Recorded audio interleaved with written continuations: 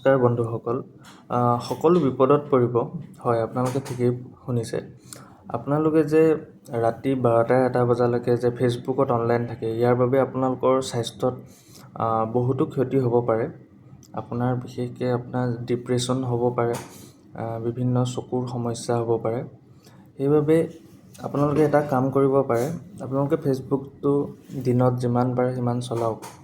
ৰাতি হোৱাৰ লগে লগে 10টামান বজাৰ পৰা ফেচবুকটো পাৰিলে কমাই দিয়ক। কিয় কৈছোঁ? দেখিছোঁ ৰাতিপুৱাই শুই উঠি কিছুমানে বিভিন্ন ধৰণৰ পোষ্ট কৰে। আপোনালোকে এটা কাম কৰিব নোৱাৰেনে?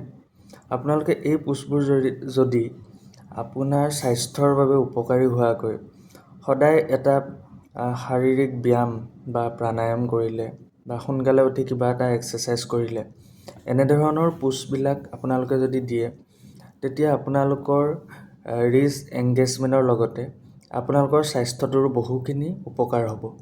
সেইবাবে এটা ট্ৰেণ্ড আমি চলাব নোৱাৰোঁনে? আপুনি যদি এই কথাটোত সন্মত হয়, ভিডিঅ'টো এবাৰ শ্বেয়াৰ কৰি দিব। আহক আমি সকলো মিলি সুস্থ হৈ থাকোঁ, সমাজখনৰ বাবে, দেশখনৰ বাবে। ধন্যবাদ।